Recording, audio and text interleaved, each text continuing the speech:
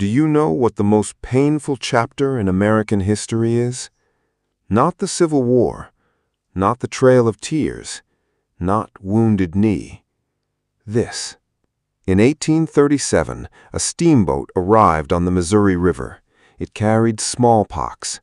The boat stopped at the Mandan villages. In just 4 months, of 16,000 Mandan people, only 150 survived.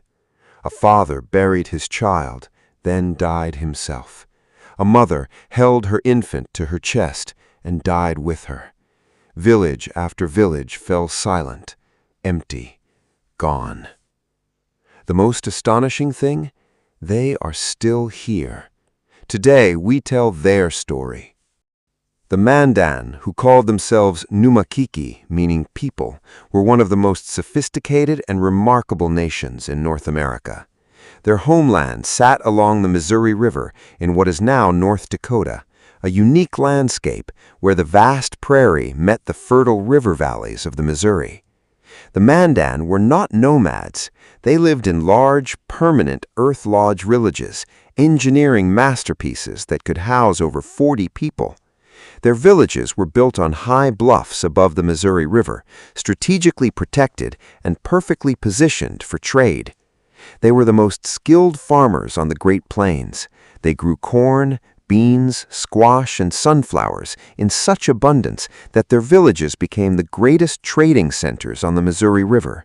Every summer, Lakota, Cheyenne, Assiniboine, and other Plains nations came to Mandan villages, thousands of people, exchanging buffalo robes and horses for Mandan agricultural products.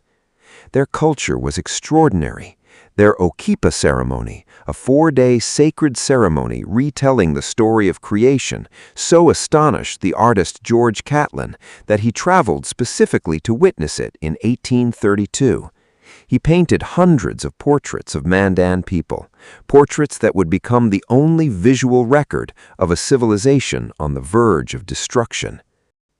In 1804, Lewis and Clark arrived at the Mandan villages during their famous expedition. They spent the entire winter there, and without the Mandan, that expedition would never have succeeded. The Mandan gave Lewis and Clark food, shelter, maps of the routes to the Pacific coast, all the information they needed to continue their journey westward. And most importantly, they introduced Lewis and Clark to Sacagawea, the Shoshone woman who became the expedition's guide and interpreter. Without the Mandan, the Lewis and Clark expedition would not have been completed. Lewis and Clark returned east and reported on the extraordinary Mandan civilization, their large, prosperous villages, their sophisticated agriculture, their vast trade networks. That report drew more Americans westward, and those westward-moving Americans brought the Mandan's destruction. 1837. A nation destroyed in 4 months. In June 1837, an American fur company steamboat called the St. Peter's was traveling up the Missouri River from St. Louis. The boat carried passengers infected with smallpox. The captain knew. The fur company knew. They knew there was infectious disease on board. They did not stop. In June, the boat arrived at the Mandan villages. The Mandan had no immunity to smallpox. Europeans had built some resistance through generations of exposure. The Mandan had none. The disease spread immediately. First week, people fell ill. Second week, people began to die. Third week, people were dying so fast there was no time to bury them. The Mandan used their traditional healing methods, sweating ceremonies. For smallpox, this was the worst possible treatment. The heat accelerated the disease's spread. People lost their minds with grief. Some took their own lives, unable to bear watching their entire families die around them. Mandan Chief Forebears, who had been a friend to Americans his entire life, who had welcomed Lewis and Clark, who had allowed George Catlin to paint his portrait, contracted the disease. Before he died, he gave his final speech. He said, I have loved the white men, I have trusted them, I have called them my friends, and what have they done to me? What have they done to my people? They have left us to rot like dogs. Forebears died days later. By July, of the 800 people who had lived in one of the two main Mandan villages, only 27 survived.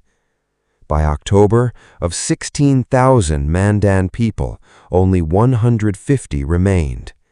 More than 99% of an entire nation gone in 4 months. This question historians are still investigating today. The American Fur Company knew their boat carried smallpox. They could have stopped. They could have chosen not to stop at Mandan villages. They did not stop. Some historical evidence suggests that certain American officials understood this epidemic would empty Mandan lands, and that those lands would then be available to American settlers. After the 1837 epidemic, Mandan lands were rapidly occupied by American settlers.